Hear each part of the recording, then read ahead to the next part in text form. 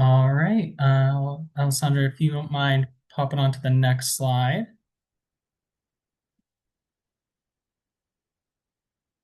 All right, everyone, thanks for coming and joining for the Charles River Herring Count volunteer program. We are very excited to have this program returning again. It's definitely a cult favorite for CRWA's volunteer base and for our staff in general. So we are very excited to continue it this year. Alessandra, if you don't mind going to the next slide. I apologize for not having my own camera on. I was unable to get that working on my laptop today. But this is just a look at tonight's team. So my name is Ryan. I'm the volunteer and outreach manager for CRWA. I am going to be the main point of contact for folks for the volunteer herring monitoring program. So you'll be getting plenty of emails from me throughout the monitoring season. Tonight, I'm joined by my colleagues Amanda Darby, who is our current Rita Barron Fellow, will also be assisting this program, and then Alessandra, who is our volunteer and engagement intern, who will also be assisting tonight's presentation. And you may be getting some emails in the first few weeks from her regarding our quality controls information. All right. So tonight for this presentation, things that we are going to cover. We're going to go very, very briefly over CRWA. If anyone is unfamiliar with us, we'll keep that one nice, short and sweet for you all. We'll kind of cover some of the river herring and ecological impacts of the river herring. We'll go into a bit of a fish monitoring 101 for CRWA, and then we'll cover the finding your shift and getting started, which for those of you returning has changed a little bit this year as we kind of learn and grow. And for new folks, hopefully it'll be an easy on board for you all as well. All right, so for those of you who are new to CRWA, our mission is to protect and restore the Charles River and its surrounding watershed through science, advocacy, and the law. So we have a variety of different programs from water quality monitoring, river restoration, climate resilience, stormwater solutions, education and outreach, the whole lot. We've been around since 1965, so we just recently passed our 60th anniversary, so we've been around for a long time. However, this program is newer for CRWA. It's in the last kind of 4 years. Alessandra, if you don't mind going to the next slide.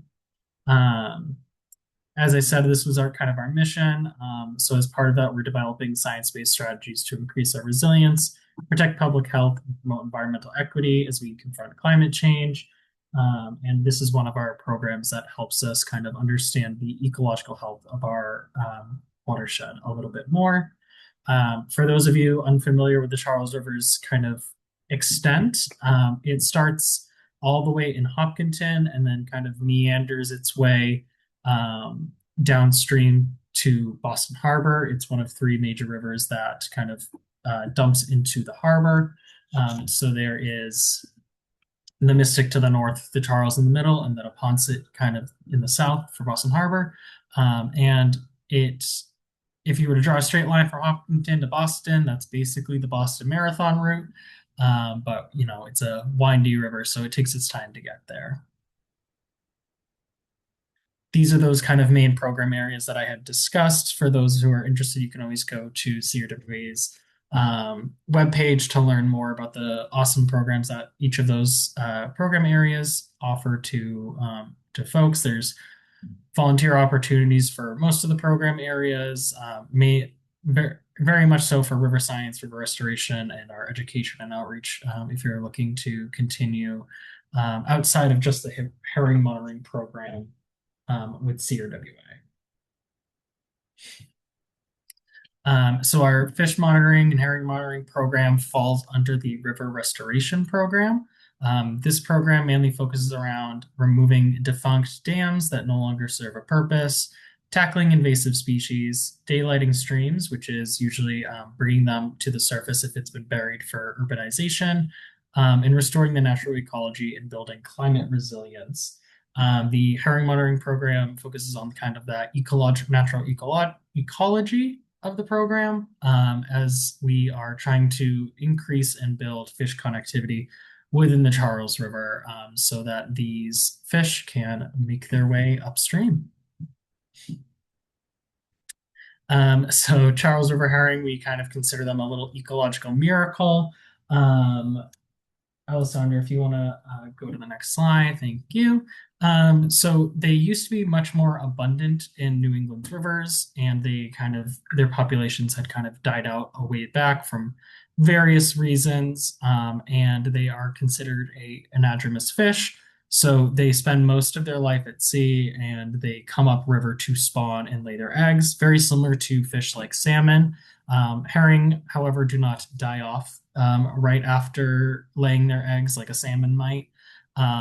So they will uh, grow and live in the ocean for a few years and then come back upriver from the same river that they were born in, and lay their eggs and then go back out. And then little while later, their spawn will then make their way out to the ocean as well until they're of maturity to come back upriver to lay eggs and spawn. Um, and then eventually they will die from, age and all of that, but they stay alive. They are an important part of the food web. So, things like striped bass, cod, bluefin tuna, osprey, various birds all rely on them for food. For anyone who's participated in this program, you've definitely seen the feeding frenzy that kind of happens in mid-May, when the peak of the migration has started, where you'll see lots of birds, great blue heron, seagulls, and things, all ospreys trying to get their food in their night when they're trapped underneath Watertown Dam, essentially.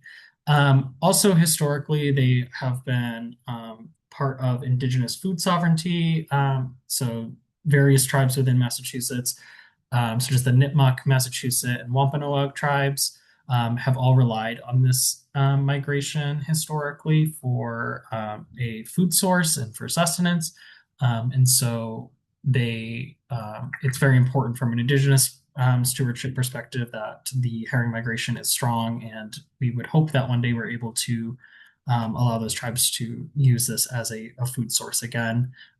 Currently, not safe to eat the fish in the Charles River due to excess pollutants, so we don't recommend eating any of the fish. It's also illegal to fish during the migration, but yeah, we're hoping to get to a point where that will be possible for folks.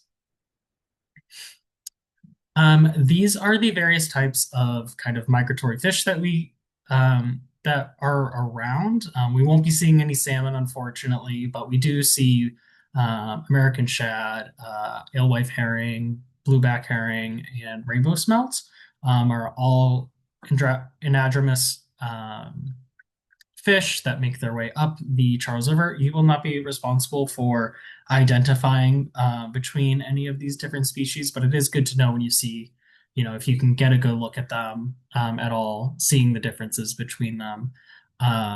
Particularly the blueback herring are a favorite of mine that you'll see. Those ones are pretty distinct. If you can get a close look, you will see that kind of blue coloring along their back, which is quite nice to see. This is kind of that typical life cycle for the migration from sea to fresh water for the herring. So you can kind of see when the migration begins in late spring, spawning happens with kind of starting in late April to kind of early May is when we see the kind of peaks happening for the herring population, and then it kind of tails off towards the end of June. And then they start to return back to the ocean. And then we let the eggs incubate, or we don't let them, but they do incubate for a few days. The hatchlings kind of stay around in that area for a few weeks. And then the young herring make their way back to the ocean, where they then kind of live for the next 2 to 4 years for making their first journey back to the Charles River, um, to then spawn again.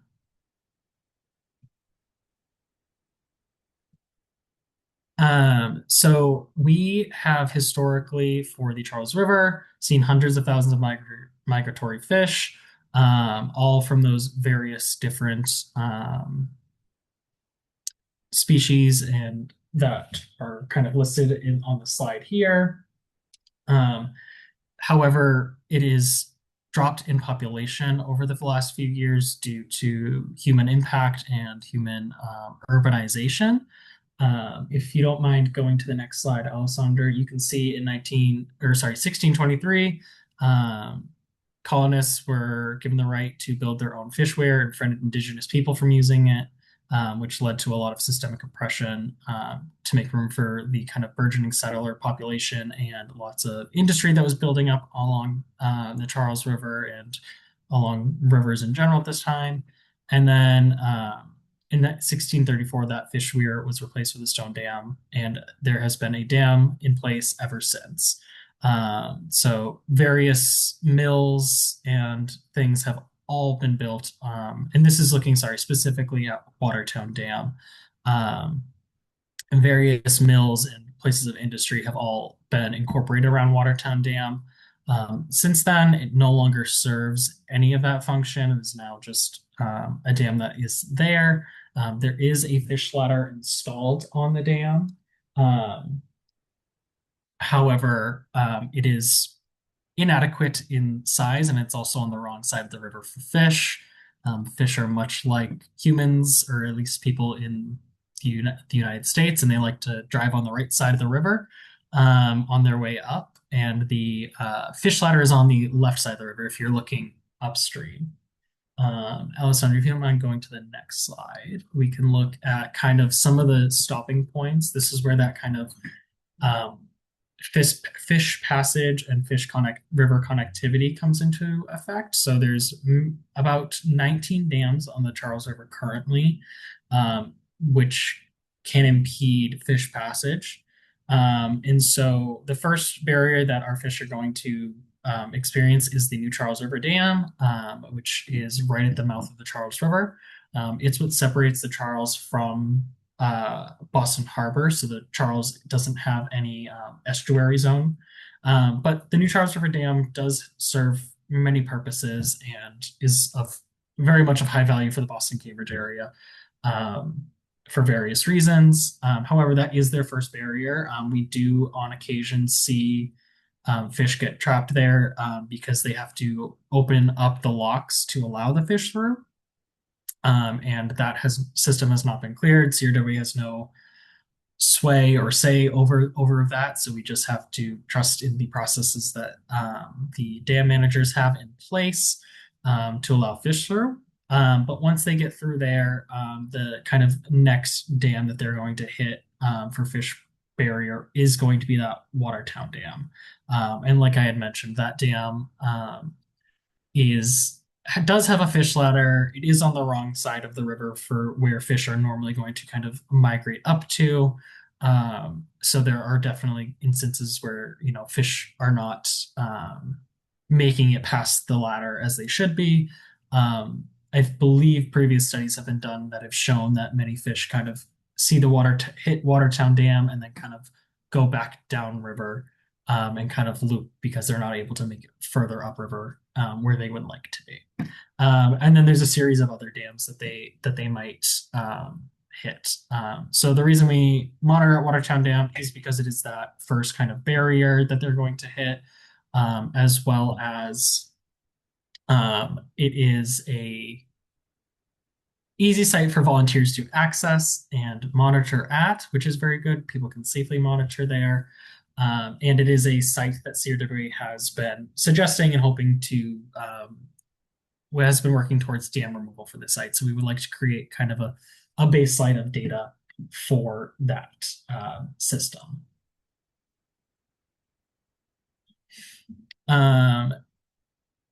We can skip that slide. Actually, all right. And we can actually skip that one as well. I'd like to show just the next slide.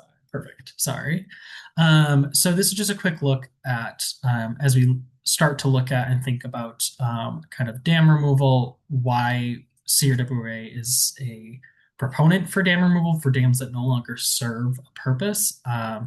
They can lead to various issues such as low dissolved oxygen, which means fish don't have enough oxygen in the water to breathe and then they can die. They cause water stagnation, which can also increase temperature, and they can gain a buildup of sediment behind them, which then kind of messes with the overall flow of the river. And that sediment at times can be contaminated, which can also cause issues. It also, if the dam, depending on how the dam is built, can cause rushing water where there would normally not be rushing water, leading to greater erosion and too much force for fish to be able to move forward. And then it's also, if there isn't adequate fish passage built into the dam, can lead to not as many fish making it upriver where they're supposed to be. Um, and, I would say that no fish ladder is quite adequate. A better solution would be to have no barrier in general, but it is better when they do have them. This is kind of an update to the dam system for the Charles River. So recently, South Natick Dam voted in 2022 to remove the dam, and I believe this summer is when it's actually coming down, which is very exciting. While it's not the first primary barrier for fish passage in the Charles River, it is a good step towards greater dam removal along the Charles. And lots of work and studies are currently being conducted for feasibility and kind of results of what dam removal would mean for the Watertown Dam area of the Charles River. So we are on our way to hopefully updating that number of 19. Soon it will be 18, hopefully 17. Uh, so this is just kind of a quick overview of why this data is important. So, we have our volunteers monitor, do these 10-minute observations, which Amanda will go over that process once I've wrapped up my section. And we have everyone do this, and then the data collected is analyzed by CRWA and the Division of Marine Fisheries that we send off to them, and then they give us an estimate for kind of the general size of the herring migration. We are still in kind of the data acquisition stage for larger understandings of the herring migration. So they want about 5 years of strong, consistent data before they can make really strong estimates and understandings of the herring population. But we are on year 4 now, so we are getting close to that. And then the results of this data we can use Food is here. Our advocacy for dam removal and understanding that the fish ladder is not adequate enough and that it's causing more harm ecologically than it is aesthetically for many people. These next 2 slides are just some quick overview of our data and how this program has kind of grown and how we've the hard work and dedication of our volunteers has allowed us to get better and better data each year. So in 2023, we started this program with just 54 volunteers. We covered 249 shifts out of about 900 and something shifts that there are to fill. And we only counted a total of 3,000 herring in that whole time. There are definitely more herring in that time period than 3,000, and that is mostly attributed to a lack of visibility for monitoring. And so in 2024, we had around 86 volunteers and we covered over 476 shifts and we counted over 27,000 fish, which is a huge jump. And that is mainly attributed to the fact that we just had much more coverage and consistency with the amount of volunteers and shifts that were being monitored. And it wasn't our first year doing it. So we had the kind of strategies a little bit down better. And we estimated about a 227,000 population of the migration for 2024. And then for 2025, our most recent year, we counted over 78,000 fish, had 81 volunteers and 435 shifts. So last year we were getting a lot more fish counted than previous years with very similar number of volunteers and shifts covered. So we're, like I said, still in the early stages of data. So there's many different variables that could have attributed to that. It could have been we had more observations during peak times than last year. We had more fish in general that are making up the stream. It's kind of a little bit too early to tell why there was such a huge jump from 2024 to 2025. But it is something we're hoping to go back and kind of figure out why. But one trend that we see across all years is that the peaks of the herring migration tend to happen in early May and then mid May. And we're in 2025, we saw another kind of boost towards the end of May.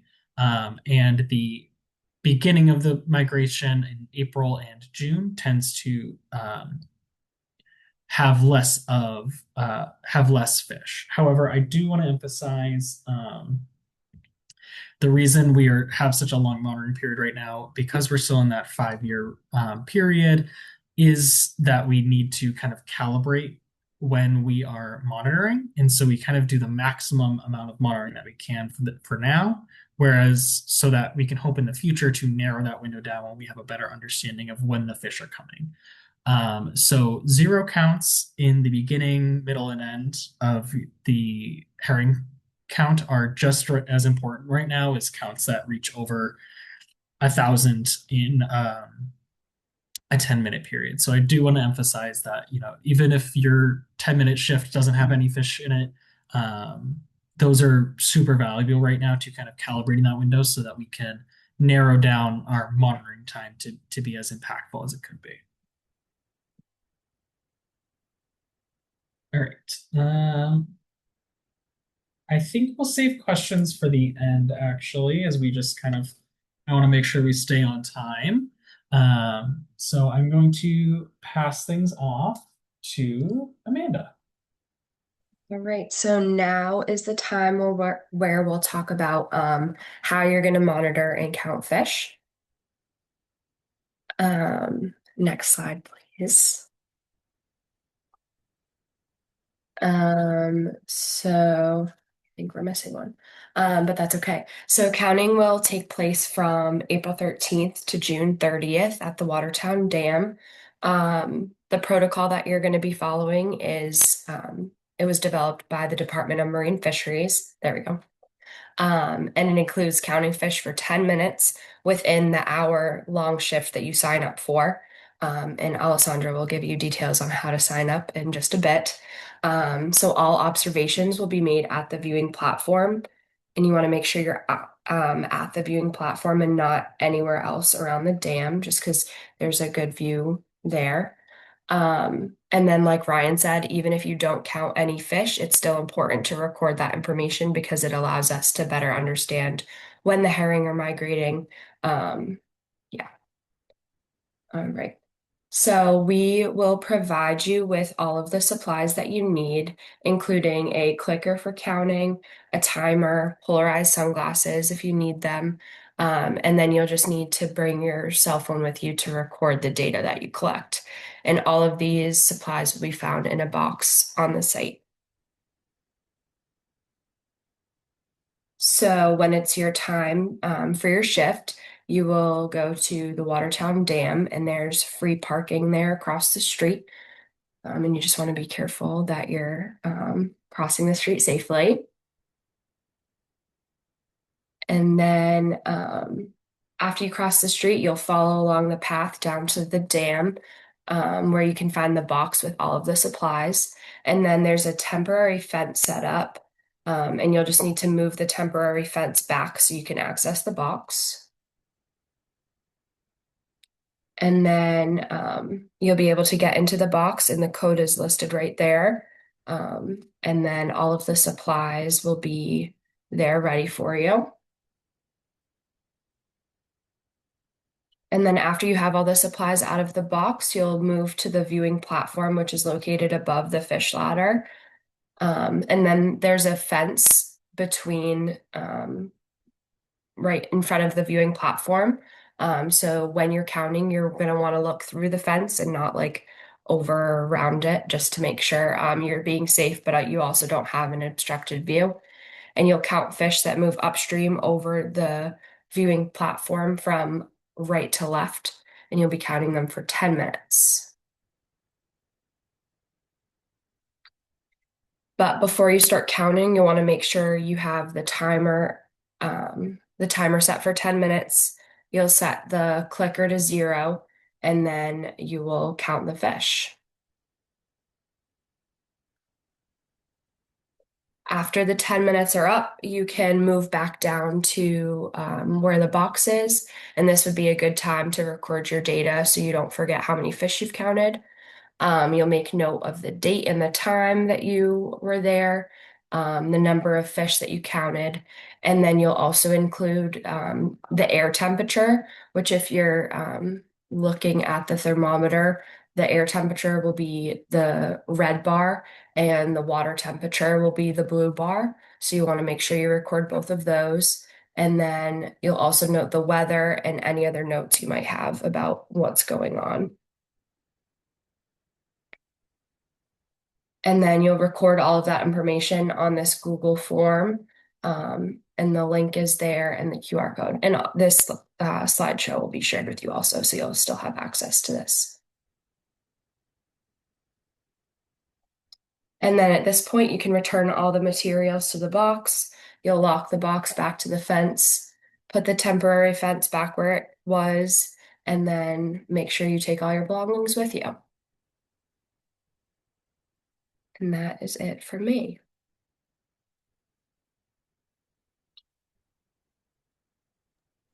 Great. Thank you, Amanda. Now I'm just going to quickly cover how to go about signing up for your shift. So as Ryan mentioned, it is going to be different this year than it was done in past. So how we're doing it is in your email, you're going to, get the link to sign up, or if you go through our website from our volunteer page, and you're just going to click the Become a Volunteer button. This will bring you to a Google form. In this Google form, it's going to ask for your name and your email. We are asking for your email because we are going to kind of organize all the volunteers through a Google group. So on this Google group, you'll be able to see a shared Google Calendar. You'll be able to talk to other volunteers.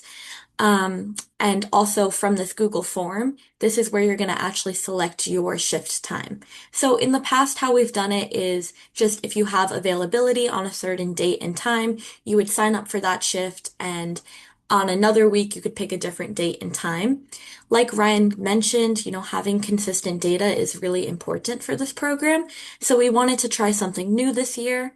Now, when you sign up for your shift, your time slot, your 1 hour time slot per week is going to be your time slot for the entire season. So from April through June. Um, and on this Google form, that is where you're going to pick your time and date.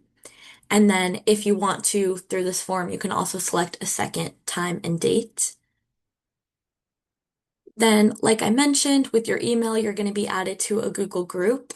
And if you open up Google Calendar, you'll be able to select to view a shared calendar called Fish Monitoring Calendar. And here this was like the first week of sign up, so I'm sure it's filled up more by now. But if you forget what time you signed up for, or you want to see what days have kind of gaps in them, you can just look at this shared Google Calendar. And if you're not able to make a shift, which is okay, like that definitely happens, how we're going to go about this is in that kind of Google group, you can send out an email to everyone in the group and you can say, hello, this is the date and time of my shift and I cannot make it. Can someone cover for me? And hopefully we'll have people respond and say that yes, they can cover it. And again, you can feel free to cover anyone's shift as well. And then for either adding extra shifts throughout the week Or if this kind of weekly commitment really doesn't work with your calendar, we will have the option of just signing up for date and times that you're not committed to for the entire season. So again, in your like weekly email where we send out information about the fish monitoring, there'll be a link, and there's also you can scan this QR code here with your camera app. Um, Here you can sign up for the kind of like, I just want to do 7 a.m. on Monday this week, and I don't want to do it for another week. And if that does work better for your schedule, feel free to do it here. We do just ask that you guys all fill out a waiver before participating in this program. So again, feel free to scan this QR code, type in this link, or you'll be shared with it. You'll have this slideshow shared with you later on if you'd like to do it later. But that is all we have for you guys, but please let us know if you have any questions. Yes, we've reserved kind of the rest of this time to kind of cover any questions that folks might have, especially with the new scheduling system. I anticipate was anticipating there to be more than usual. Ideally, some comments we got last year, I should say, that we're trying to address with this new system is one, some data consistency on our end. So if you can commit to those weekly time slots, that is super helpful for us for kind of flattening that curve. And then two, we had some people express interest in saying that, oh, their schedules are a little bit looser, but then they would go into the old pick time system if anyone was here from last year. And it wasn't super good at like kind of on the fly scheduling. And ideally, this Google Calendar system will allow for a lot more like, I'm in the area, let me see if there's a time slot available in the upcoming hour that I can kind of fill in. So hopefully, we're kind of tackling both of those two big comments and or issues that we were kind of experiencing with our previous system. I see someone had their hand raised. I think it was Aaron Cannon, correct? Yeah, that I also or can you guys hear me? Yes. Oh, great. Um, I tossed this in the chat too, and thank you guys for running through this. But I was just curious if it's likely that we'll see other fish species besides herring, and whether or not it would be like easy to differentiate if so.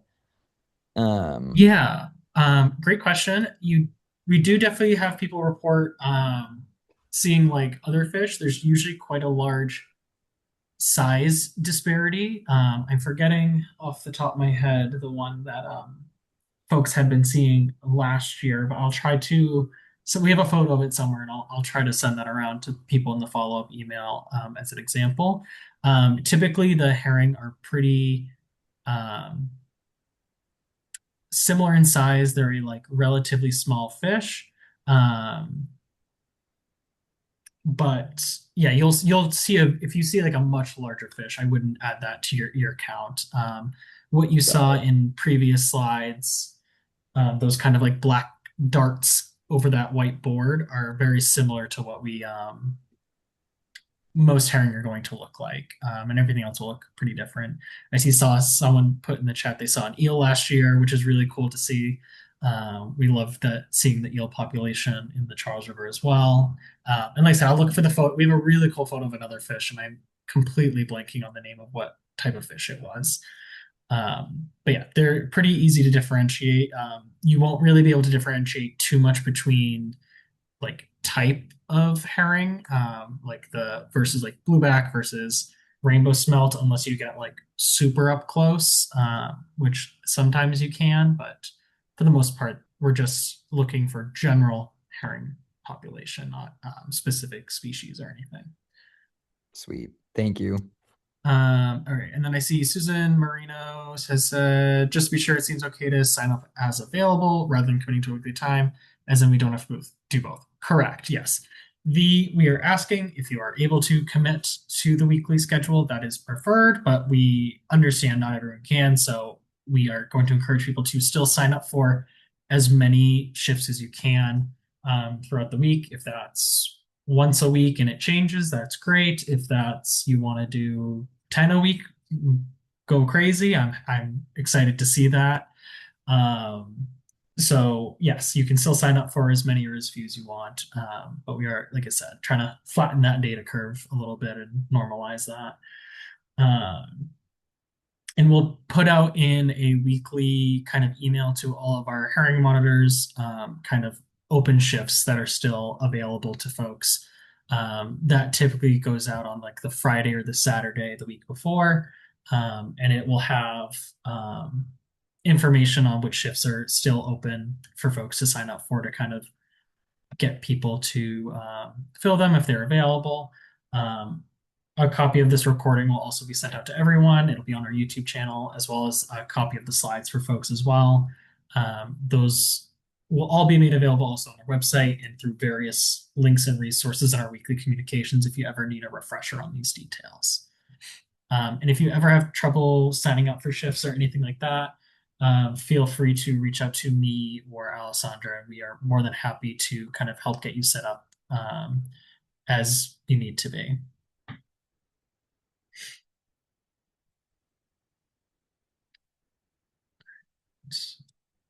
Does anyone else have any questions?